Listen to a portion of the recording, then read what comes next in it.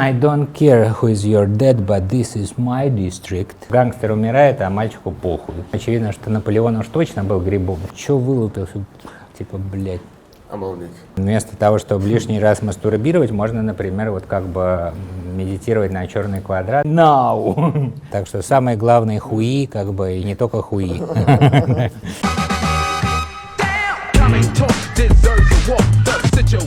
Сонар Патруль, друзья. Мы стоим у входа в Музей современного искусства «Гараж». Именно здесь, 1,5 года назад, родился мой первый выпуск «Арт-патруль».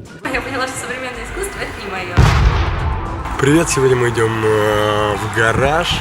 Именно музей «Гараж» вдохновил меня на создание проекта, за что я всегда буду ему благодарен. И сегодня мы отправимся с вами в невероятный, добрый и злой, мистический, местами сказочный, где-то ненормальный мир Павла Пепперштейна. Павел нас уже ждет внутри, поэтому если вы готовы и настроились, тогда погнали. Но прежде чем мы отправимся в это приключение, хочу сказать, смотрите выпуск до конца, и в конце вас ждет приятный сюрприз от меня и Павла. А теперь поехали.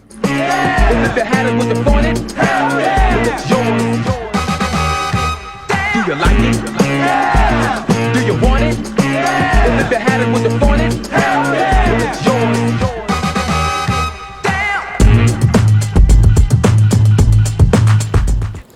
Друзья, музей «Гараж». Да, это музей «Гараж». Павел Пепперштейн. Человек как рамка для ландшафта. Да. Почему? Рамка для ландшафта как человек. Да. С другой стороны, если посмотреть. Откуда? Почему именно такое название? Ну, все мы любим ландшафты, и все мы любим человека. Поэтому, конечно, вопрос в том, что как бы традиционно, конечно, мы обычно наблюдаем человека в ландшафте. Можно сказать, что мы знаем человека как утопленника. Он всегда утоплен в ландшафте. Но как бы есть и другая версия, которая предлагается к рассмотрению на данной выставке.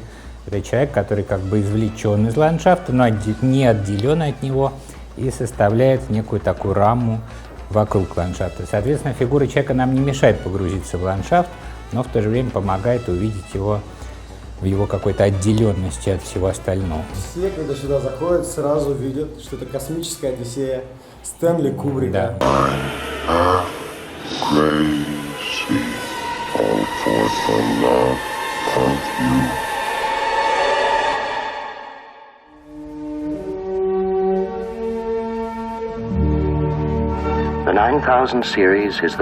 Это результат глубокой эмпатии. И, конечно же, слово «космический» здесь на нескольких уровнях абсолютно справедливо звучит. И, в частности, это вот была космическая эмпатия, потому что, когда я изложил вот идею этой выставки замечательной группе выставочных архитекторов, невероятно гениальных и потрясающих, они все это настолько почувствовали, ну и как бы все мои, в том числе и невысказанные какие-то вибрации, что предложили вот эту восхитительную структуру.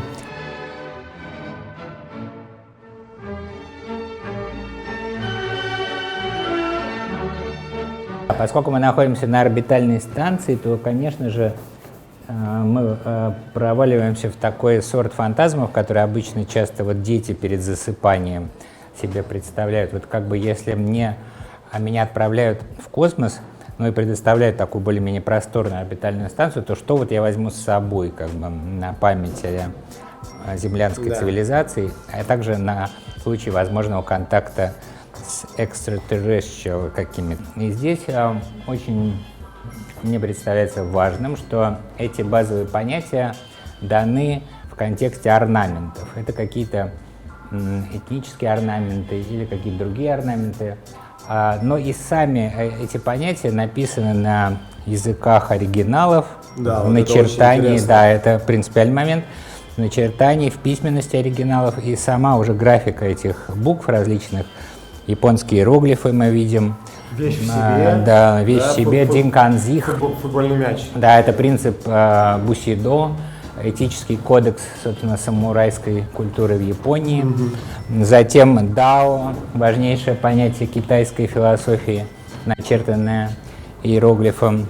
Интереснейшее понятие уже относительно современной французской философии «différence», значит, развлечение, собственно говоря, понятие образовано... Не путать с референсом. Да, образовано Жаком Деррида посредством изменения одной лишь только буквы, потому что как бы есть слово «развлечение», «différence», которое пишется через, как у нас бы сказали, через «е». Вот. А здесь вот как бы он заменил одну букву на «а», и таким образом из слова, из как бы такого слова общего языка получился философский термин посредством как бы замены, то есть можно сказать тончайшие такие штуки, как бы, да. Вот zeitgeist, как бы дух времени, libido, катарсис. А как правильно, либидо или либидо все-таки? Об этом существует и нескончаемые, бесконечные... Вот так же, как есть спор о том, дискурс или дискурс, как бы, так же либидо или либидо. Мне почему-то нравится либидо. В этом есть что-то русское, как бы с лебедушкой. А это либеда. Мы либиду прям выдергиваем и выбрасываем.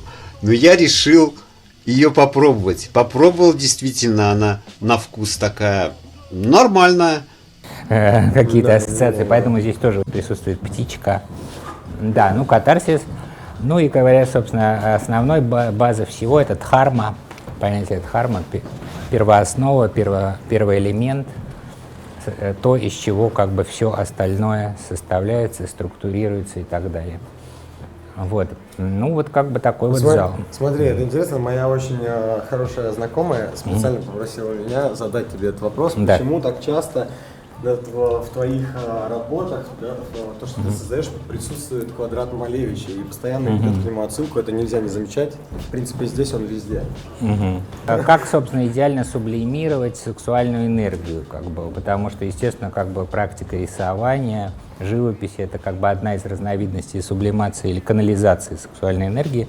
Сексуальная энергия, как мы знаем, ну, ее как бы всегда, так природа как бы задумала, ее всегда больше, чем нужно, как бы. Ну, это, собственно, и хорошо. Это точно. Квадрат, особенно черный квадрат, это идеальная фигура, поглощающая излишки, как бы, вот, собственно, сексуальной энергии, и поэтому, что называется, вместо того, чтобы лишний раз мастурбировать, можно, например, вот как бы медитировать на черный квадрат и как бы погружать туда различные философские категории или в данном случае какие-то сгустки орнаментального характера в целях их некого такого универсального охлаждения. Можно сказать, что это форма заморозки такая. Обалдеть.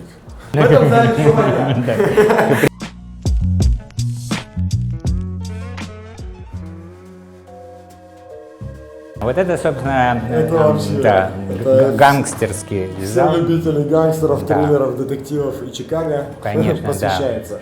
И всем осознающим ту гигантскую степень воздействия, которое американские фильмы на нас, на всех возымели. What have I ever done to make you treat me so disrespectfully? If you'd come to me in friendship, then the scum that ruined your daughter would be suffering this very day. And if by chance an honest man like yourself should make enemies, then he would become my enemies.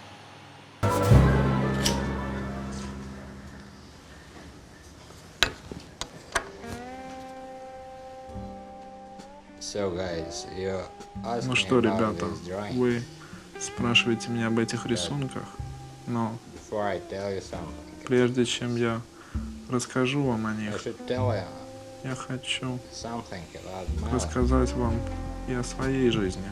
Концовки в этом видео нет. Нет, да. Я ждал концовку, когда пойдет по кругу. Я думаю, что если ты это отправишь в Голливуд, это видео, то тебя сразу пригласят. Но я вот как раз, на самом деле, очень здорово. Я как раз готовлюсь к тому, чтобы отправить в Голливуд. Хотелось бы, да, очень, как бы, чтобы меня пригласили. Прекрасный парень, собственно, как бы вот такая реплика, что я, конечно, понимаю, что этот парень наш новый партнер по бизнесу. Да, но тебе не кажется, что у него какое-то странное лицо? В общем, конечно, я вдохновлялся в данном случае не только фильмами, но и, конечно же, старыми американскими карикатурами из журнала «Нью-Йоркер». Мне очень нравился сборник этих карикатур, где такие гении, как Чарли Адамс и другие, сотрудничали годами. главное это действительно лицо вот этого партнера по бизнесу. Да. И, в общем-то, Чувствуется, что там большие бизнес-проекты. Схемы серьезные. Да, серьезнейшие поднимаются схемы. И, в общем, как бы... Ребята чувствуют, что они выходят из дела, по-моему. Ну вот они как бы в таких сложных сомнениях. С одной стороны, на карту многое поставлено, и, видимо, все-таки им придется как-то приноровиться как-то к этому замечательному, ну, я даже не знаю, можно ли назвать его человеком, как бы, ну, во всяком случае, что называется, Гай. He's here again. Да, но это такой как бы просто классический кадр. В данном случае, кто как бы he? Это зритель, да, как бы, это, собственно, реакция, произведение на нас. И как бы реакция чисто уголовная, такой, чё вылупился, типа, блядь, там, как бы, опять он пришел, да, как бы. Вот тут, конечно же, да, работа, как мне кажется, очень важная, с чувством неловкости. Как бы я часто, ну, как бы в данном случае, можно сказать, продолжая такую чисто английскую традицию, как бы стараюсь работать вот с этим чувством неловкости, такое фопа, как бы, да. Иногда эта шероховатость достигает уже форм откровенного конфликта. В данном случае, вот как бы, и там, где возникает откровенность конфликта, там, конечно, появляются яркие цвета, потому что тут все на полутонах, как бы, да. А здесь уже откровенная ситуация. Американский гангстер наезжает на Иисуса, который при этом является специфически каким-то русским, как бы, вот Иисусом в данном контексте. За ним как бы Россия. За ним Россия. И здесь, конечно, вспоминаются такие прекрасные строки, как «В рабском виде Царь Небесный исходил, благословляет». Вот, мы все как бы это знаем, любим, это в нашей душе. И тут как бы какой-то парень, тоже достаточно по-своему обаятельный, но как бы совершенно другого. Такой Джонни Диллинджер. Да, такой наезжает и говорит, что типа I don't care who is your dad, but this is my district. What the fuck is this? Whose ass didn't I kiss? И типа окей, but... Ну и так далее, отставить свои шкурные интересы. Как бы, но здесь, конечно, в принципе, как во многих там произведениях Ван Эйка, Гальбейна, главное это как бы то, что по краям гнездится. Как бы, вот, что за ребята, собственно, приклеились. И тут как бы все понятно. Более-менее понятно с Джизусом, как бы более понятно с Дёрти Джонни. А вот кто приклеился, как бы, что за ребята, как бы, да. Тут вот как бы явно возникают какие-то вопросы, как бы существенные, на которых, как бы, собственно, только зритель может ответить. Ну, а тут, в принципе, уже все решено. Да, ну, тут все четко. Это как бы это момент решения, когда все уже как бы называется как kill this guy now. And don't tell me it's not. Вот. Ну и какая-то группировка персонажей, которые, если что, поддержит это решение.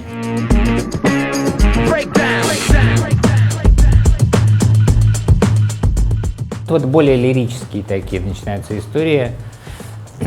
Вот, и в частности, как бы появляется уже в этом американском мире такой глубоко русский персонаж, как Колобок, который неожиданно становится боссом.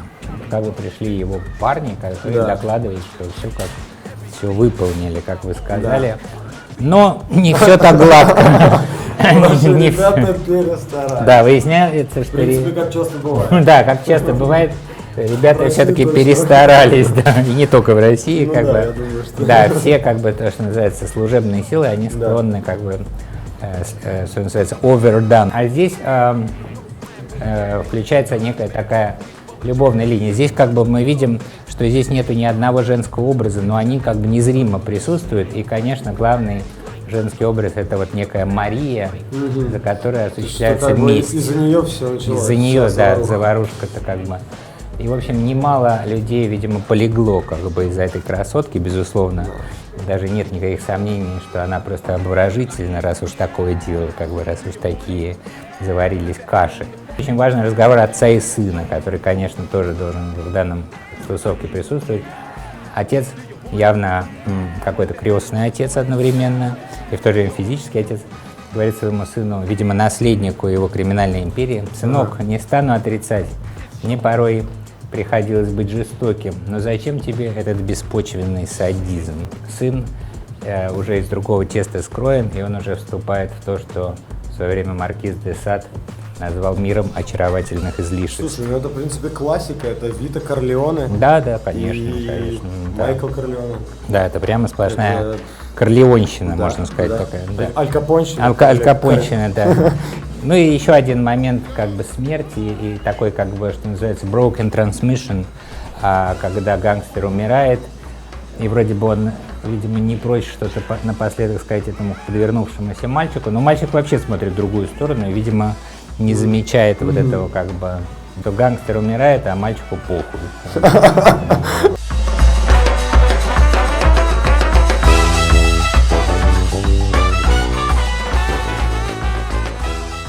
И, конечно, убийство президента. Да, я это считаю, волнующая тема. Вторая половина 20 века — это одна из самых таких событий, конечно. Конечно, да. Волнующих. и- Конечно. Для меня это, не конечно, каждый день президент умрет. не каждый, От да, выстрела не и каждый. А покушения. тут как бы еще к тому же есть, безусловно, такой чисто любовный прикол, который я испытал вот где-то в возрасте, ну, раннем таком, достаточно, 16-17 лет, когда мне показалось, что я влюблен вот в Джеки Кеннеди, собственно говоря. Ну, она красотка. Да, она красотка. Я собирал ее фотографии, какие-то факты о ее жизни и так далее, и так далее. В розовом И, костюме. видимо, да, розовое платье от Шанель. Да. Эти все работы, они как бы якобы принадлежат самой Джеки, но как бы уверенности нет, потому что эти работы, по легенде, были найдены В Минске, в Минске, да, Как в Минске, интересно. в доме, где жил когда-то Ли Харви Освальд, где убийца, да, как бы предполагаемый убийца Кеннеди, именно в этом доме он познакомился с прекрасной русской девушкой Мариной. Его жена была русская. Да, его жена была русская, это интересный факт, очень миловидная девушка, ей было всего 22 года, когда Ли Харви застрелил Джона Кеннеди, при этом у них уже был ребенок к тому моменту. И вот, собственно говоря, вопрос, почему же человек молодой, как бы имеющий красивую русскую жену, ребенка, почему он вдруг как бы, решил. собственно, застрелил Джона Кеннеди. Другие персонажи этой растусовки, конечно, Мерлин Монро, которая предположительно была любовницей Джона Кеннеди. Happy birthday, Mr. President. Конечно. Happy birthday, Mr. President. Да. И, соответственно, как бы, возможно, какая-то глубокая ревность адресовалась ей со стороны Джеки. Ну и, да, и Джон Руби, который убил Ли Харви Освальда. Владелец ночного клуба. «Карусель», да. В Далласе. Да, владелец ночного клуба «Карусель» в Далласе, который почти молниеносно пристрелил. Я так понимаю, вот эту схему. Да, вот ты она изобразил схема. мне. Да, вот она схема букета ужаса. Конкретно Джеки в центре, между двумя красным и черным окружностями, это Джон Кеннеди и Аристотель Онасис. Мария Каллас, Angel of Freedom, как некий референт, универсальный референт. Мерлин Монро, Марина Освальд, Ли Харви Освальд и, наконец, Джек Руби. Да, и, в общем-то, конечно, референтный такой текст, можно даже сказать, что это музыкальное произведение, ну, произвольно в данном случае выбрано, это песня, советская песня на слова Роберта Рождественского в исполнении Марка Бернеса «Колокола в Америке», что-то там такое. Колокола в Америке взывают, и птицы замедляют свой полет.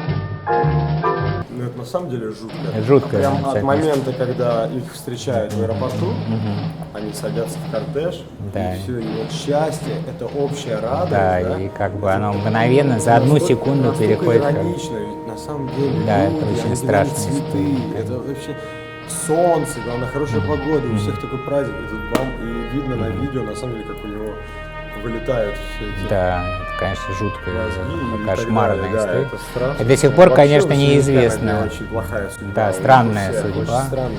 До сих пор, Братья. конечно, неизвестно, действительно ли Ли Харви Освальд его застрелил или, может быть, нет. А если сделал это все-таки он, то, собственно, почему? Как бы это вообще осталось полностью покрыто тайной.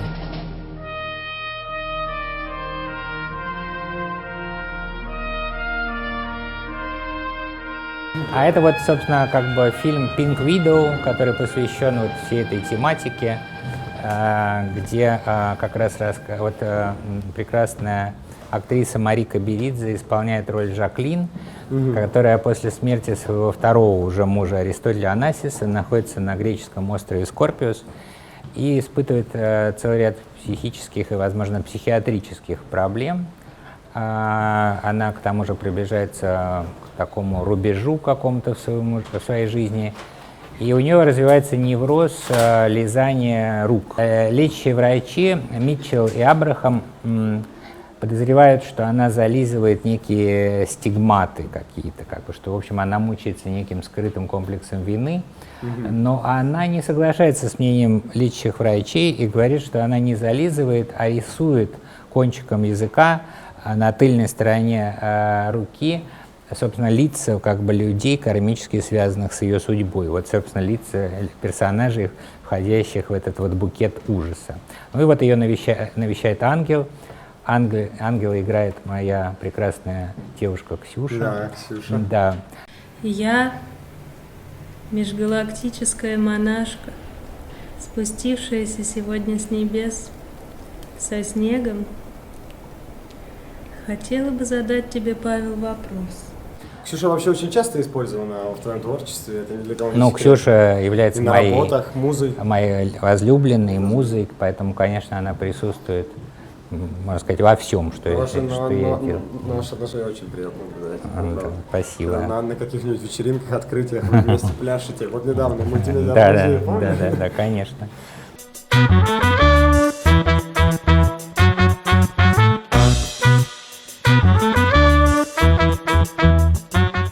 Да, вот инсталляция, да, библиотека, ну, точнее, можно сказать, что и с книгами, но книги пустые, в общем-то, внутри, но зато они обладают названиями, и это важно. Идея понятна, более-менее, как мне кажется, понятно, что культура всегда опирается на некий текстуальный корпус, на некий текстуальный массив. И данная инсталляция призвана намекнуть на то, что, в общем-то, это достаточно рандомный текстуальный массив, и он в любой момент может быть заменен другим текстуальным массивом, и немедленно, чтобы, как говорится, не быть голословным, предлагается вот этот вот эскиз такого запасного какого-то текстуального массива, которым можно немедленно заменить базовый. То, что называется, опять же, для орбитальной станции это характерно, резервные системы. Это одна из таких резервных схем. Книги, которые не написаны. Да, они не написаны, но они наготове стоят, и в любой нужный момент они могут быть задействованы как некая стабилизирующая. Некоторые названия здесь просто умопомрачительные. Кекс, секс, 9 бесед, пустые иконы. Эти названия, они откуда брались? Кстати говоря, некоторые из книг реальные и существуют, они были написаны, некоторые мной, а другие нашей группой «Инспекция медицинская герменевтика», а другие находились долгое время в плане и не были осуществлены, но из-за того, что они так долго пребывали в сфере намерения, в каком-то смысле они уже осуществились.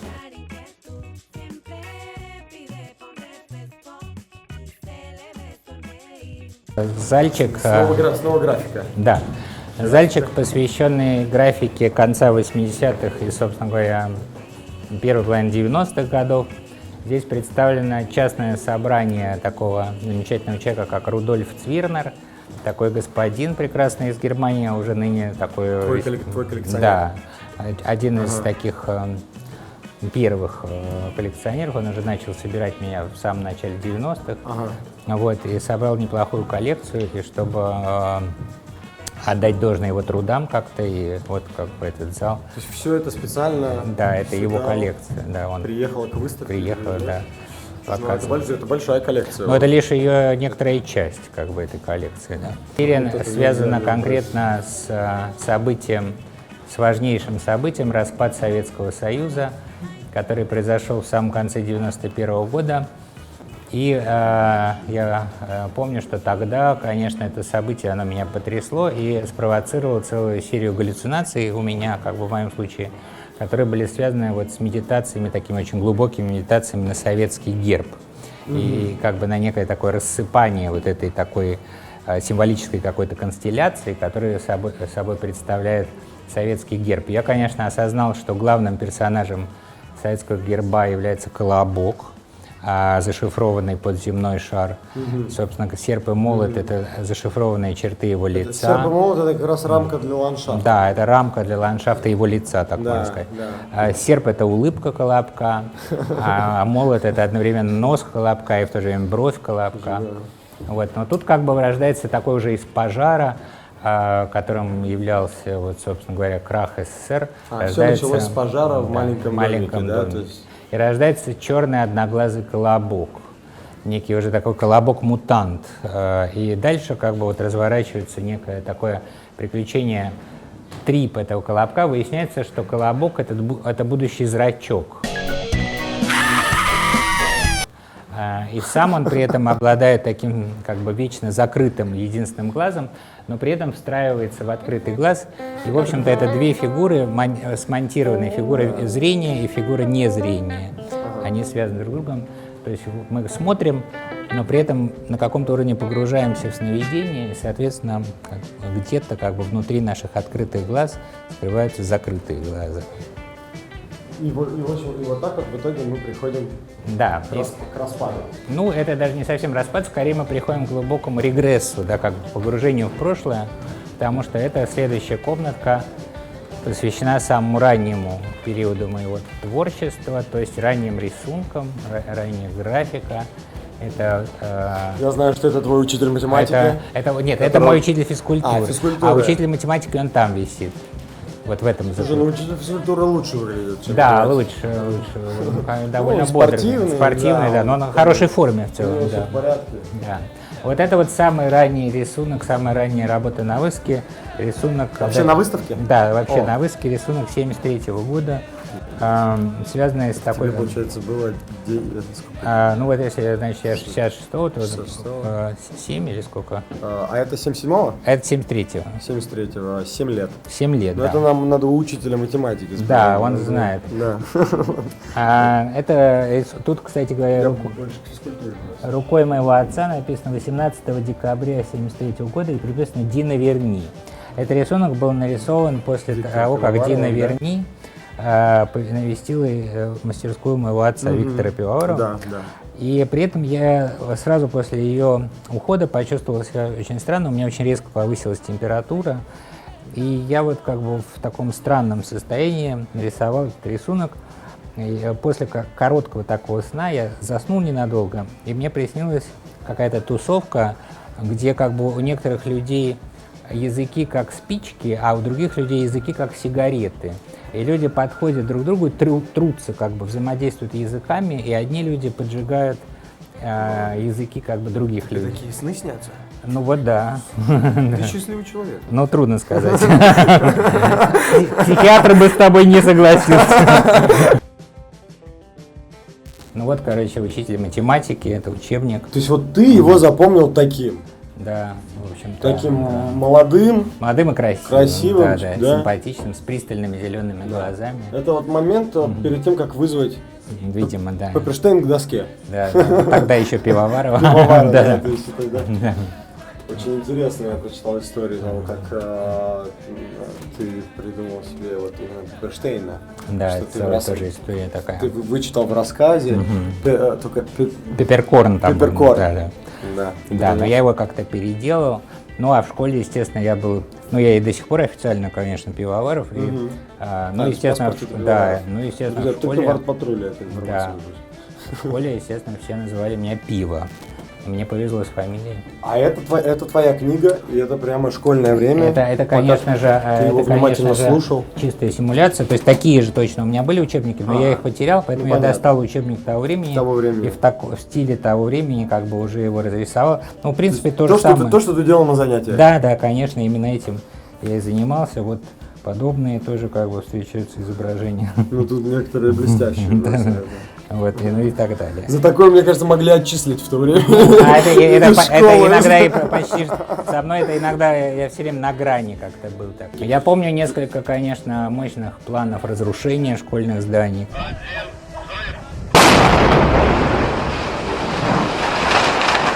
Да. Но мы при этом были глубокими гуманистами, мы прежде всего продумывали с точки зрения, чтобы никто живой не пострадал, как раз когда здание будет полностью свободно от обитателей, полностью безлюдно. Вот тогда как бы мы и думали какие-то предпринять действия, но ничего как бы. В общем, друзья, вывод. Павел Куперштейн нормально учился в школе.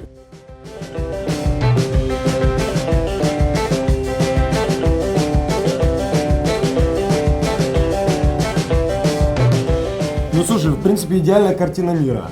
Да. Россия, Япония, тоже далеко ходить не надо. Да, Канада. Короче говоря, конечно, все мы знаем фантазии о тайном правительстве Земли, о некой тайной одновременно высшей комнате, которая где находится. Но она находится либо в каком-то подземном бункере глубочайшем, либо, как здесь, на орбитальной станции. То есть, собственно, судьбы Земли решаются за пределами ее атмосферы, возможно, где собираются как бы самые такие, что называется, вроде ты разрешил матерные слова, да, так что самые главные хуи, как бы, и не только хуи. Я, конечно, употребляю матерные слова не для того, чтобы как бы привлечь это внимание, и не для того, чтобы создать скандальный ипотирующий эффект, а наоборот, кайф. Ну и да, это, конечно, кайф, но и больше, чем кайф, это то, что называлось, сказать на Руси, обережная сила. А матерные слова, они на самом деле оберегают от многих плохих событий, от многих плохих излучений. Об этом можно найти в древних монашеских текстах как раз упоминание, так что, в общем-то, отцы-пустынники. Да. Они оберегают. Конечно, они действительно, это не шутки, да, они действительно очень мощно оберегают и психику человека, и физическое тело, и тонкие тела. Поэтому можно сказать, что мы в России не нуждаемся в психоанализе, у нас есть вместо этого мат.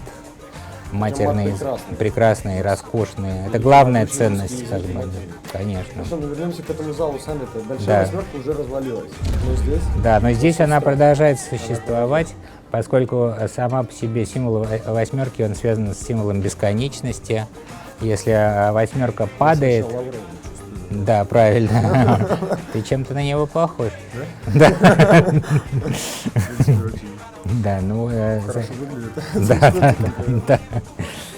Вот, и, короче говоря, как бы... О чем это я? Если восьмерка падает, она, ты говоришь, развалилась, то есть упала. Да. Соответственно, она превратилась в символ бесконечности, как бы, вот математический символ бесконечности, это как раз и есть восьмерка, лежащая горизонтальная восьмерка, и поэтому здесь вечно, мы находимся сейчас в вечности, вечный саммит, вечных каких-то невидимых. То есть отсылка к тому, что они никогда не договорятся, да?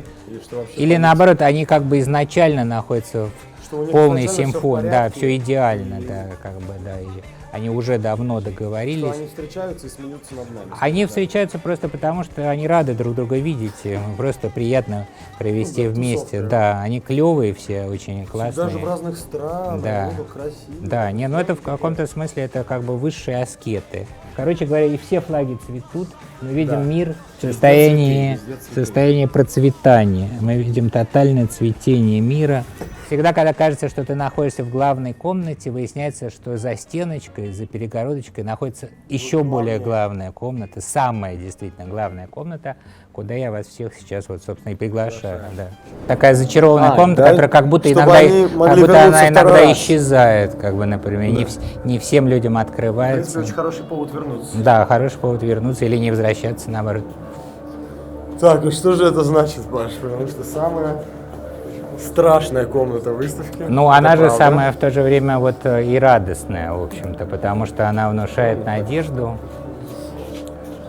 Самая радостная? Ну да, ну, в каком-то смысле, да, потому что, в общем-то... Ну, очень глубоко.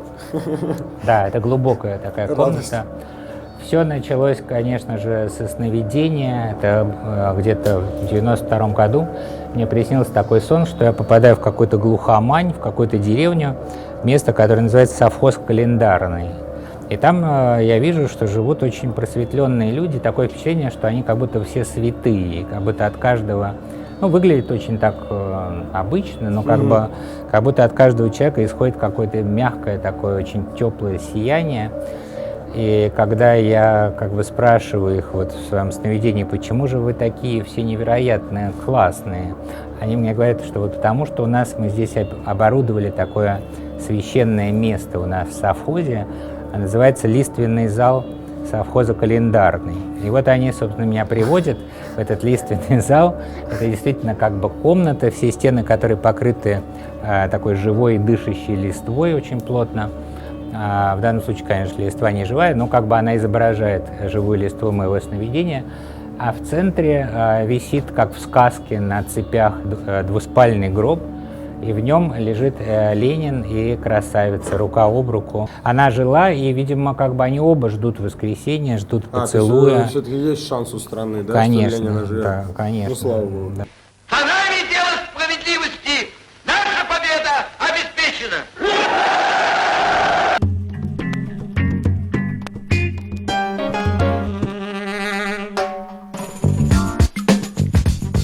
Это покушение на Москву, Покушение на Москву, да. Покушение, собственно, Москвы сама она на себя покушается, одновременно покушается, потому что Москва как бы сама же себя... что мы сожгли, да? Да, и тем самым она, собственно говоря, покушается на Наполеона, то есть она его поджигает. А Наполеон явно как бы является, он, конечно же, является грибом задолго до догадки, вот, собственно, Курехина, что Ленин был грибом. Задолго до этого было всем очевидно, что Наполеон уж точно был грибом, как бы он и сам как бы намекал. Император Франции Наполеон Бонапарт!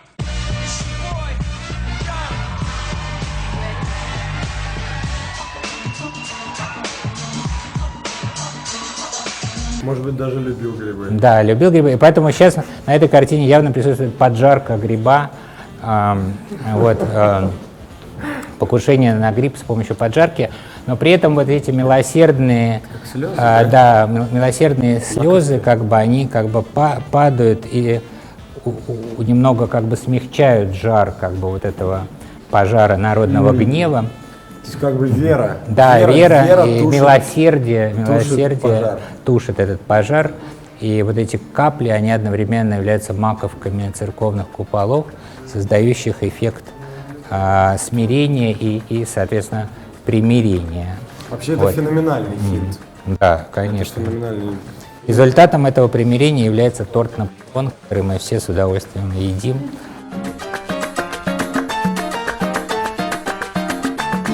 Тебе задали вопрос, когда ты сформировался как художник, и ты ответил, что вообще в искусстве нет понятия вот формирования, что творческий человек, он сформирован сразу. Может быть просто раннее творчество, может быть позднее, но я так это понял, что это не значит, что идет какой-то там прогресс.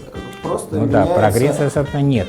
Меняется как бы видение, так определенное время, которому следует каждый художник в принципе. Конечно. И от этого уже зависит. Мы, например, очень мало знаем о такой области, как творчество эмбрионов в период их формирования, собственно, в матке. Но, безусловно, как раз и в этот период и происходит наиболее интенсивный творческий период человека. Это, безусловно, 9 месяцев формирования внутри материнского организма. Именно тогда человек, собственно, и создает все свои основные произведения, а уже потом как бы это всего лишь такие как бы постфактум комментарии или какие-то воспоминания об основных таких деяниях, собственно говоря, человека. Эмбрионы — это маленькие такие существа. Об этом очень красочно повествует замечательная такая сага шведской писательницы Туви Янсен о мумитроллях. Вот, собственно говоря, приключения эмбрионов. Эмбрионы, конечно, они связаны с крайним севером. Это в основном территории на севере Швеции, заполярные, Заполярье. И там, собственно, они живут вечно, уже в абсолютном таком. Но зимой они впадают в спячку, как мы знаем из этих произведений, наевшись... Как мы знаем, да. Да, наевшись хвойных игл. Итак, мы пришли к залу, который называется в честь названия выставки «Человек». Да, это, собственно, соответственно... Рама ландшафта. Самый специально сделал главный это зал. В конце, чтобы люди завершали этим. Конечно. И здесь, в этом зале, вы видите Ксюшу. И самым лучшим портретом Ксюши является сама Ксюша, конечно же. В принципе, можно пройти в следующий зал.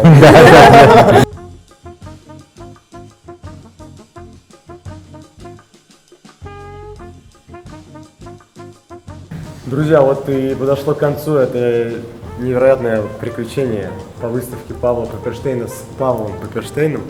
Паш, спасибо огромное тебе. Спасибо большое. За твое искусство. Спасибо. Сколько ты создаешь, И вообще, конечно, я не знаю, как один человек может вместить в себе столько. Это... Как говорилось раньше, служу Советскому Союзу. Служу Советскому Союзу. Служу Советскому Союзу. Служу Советскому Союзу. Служу Советскому Союзу. И как говорил Михаил Сергеевич Горбачев, и это главное. И это главное. И это главное. Вот, друзья, и чтобы завершить на хорошей ноте, конечно же, как всегда, мы разыграем для вас огромное количество призов, билетов на выставку Павла Пепперштейна. Смотрите в моем инстаграм и специальный конкурс для YouTube, друзья. Книга, рассказы Паши, Павла Пепперштейна «Тайны нашего времени» с личным автографом Павла, который он сейчас прямо при вас поставит. Но вам нужно за нее побороться. Паш, вот расскажи, что нужно сделать людям. Да, ручка есть.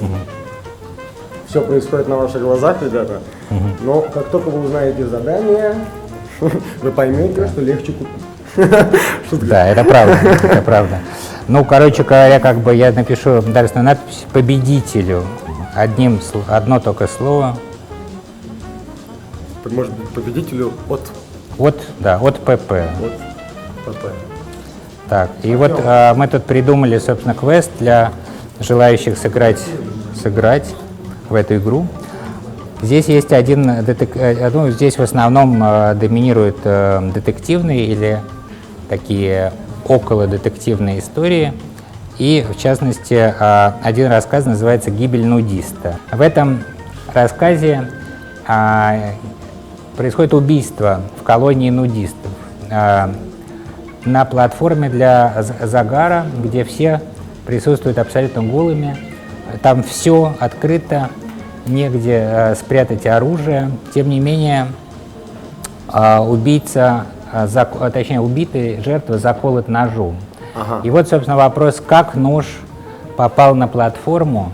Это очевидно. На эту нудистскую платформу. На эту нудистскую платформу. Это не нудистский пляж. Это именно платформа над озером, где все просматривается, где присутствуют охранники, где присутствуют их проверяют, они снимают все свои все абсолютно вещи, голые, все абсолютно видны друг другу. Все абсолютно видны друг другу. Происходит убийство. Да, и происходит убийство ножом. Как нож оказывается на этой платформе? Так, друзья, у нас для вас задание. Как нож оказался на нудистской платформе и как была убита жертва с помощью этого ножа? Да. Именно как нож попал, вот это очень важно. Заранее скажу, был убит Мартин Башир, один из журналистов, несправедливо обвинявших Майкла Джексона. Ребят, все подвязано на Майкле Джексоне. Но вы должны понимать, что вам не обязательно написать то, как это написано в книге у Паши. Вы можете придумать свою версию. Хотя сразу скажу, с Майклом Джексоном разгадка преступления не связана вообще никак. Так что не думайте в этом направлении. Ты всех дезинформировал, полезут там фильм этот смотреть, а он 4 часа идет. Нет, это для этого совершенно не нужно смотреть этот фильм. Надо думать именно детективно, с точки зрения криминалистики, как в такой ситуации нож может попасть на платформу. Самое интересное, там, я не знаю, какая-нибудь закрученная, яркая, неожиданная история мы с Пашей выберем и с удовольствием подарим вам книгу Павла. Непременно.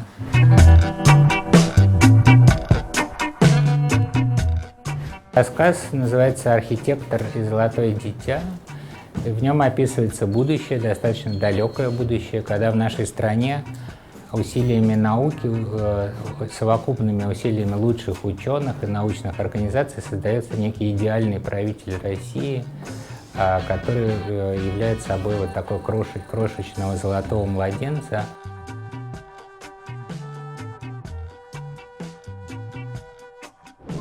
Смотрите «Арт-патруль», друзья, любите искусство. И друг друга. И будьте счастливы. Будьте счастливы. И друг друга.